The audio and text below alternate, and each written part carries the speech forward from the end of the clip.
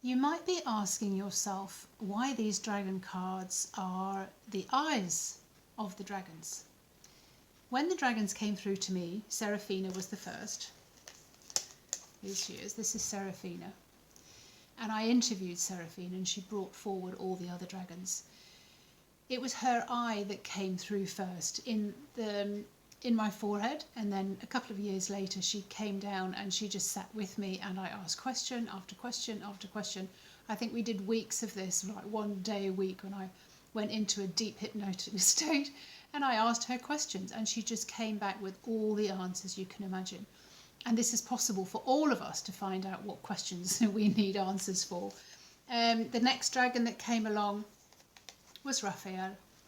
He's a silver dragon. He's really like your favourite professor, and his eyes are just so deep and understanding, and he looks right into you and he's asking and coaxing out of you more and more and more detail.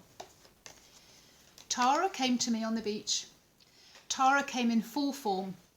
She was on the beach, green and white and blue, and asking me so many questions. She was asking me questions, and we had a really long conversation. There was a dog at the other side of the beach, and it just started barking and barking and pulling on its lead and pulling on its lead.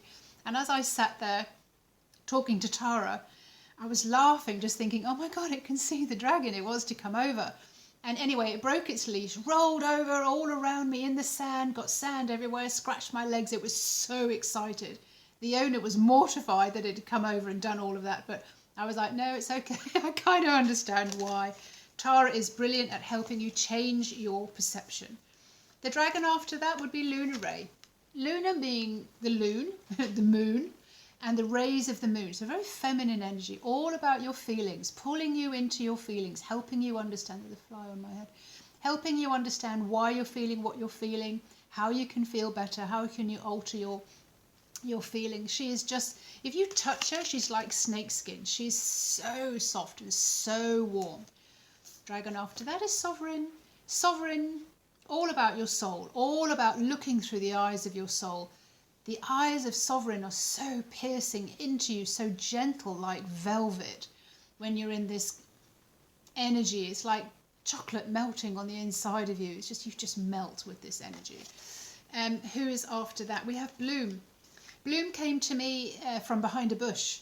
She was behind a huge, wild camellia bush. Beautiful pink petals, just absolutely full of flowers. And then from behind that, she came forward and started speaking to me. She's unapologetic, she's playful, she wants you to get into the feeling and the frequency of what it is that you want to experience. Ceremony is the rainbow dragon, all the different colours of the rainbow, showing you how far you've come, asking you to let go of all the humanness and all the stuff that just is not working for you anymore. And then lastly, Utopia was on the brightest sunny day, and I could see this dragon in the sky, thinking, why doesn't it land and come and speak to me? But the whole purpose of Utopia coming in was, I will never come back to life and live the way I lived before, because I know more, I can see more, I understand more.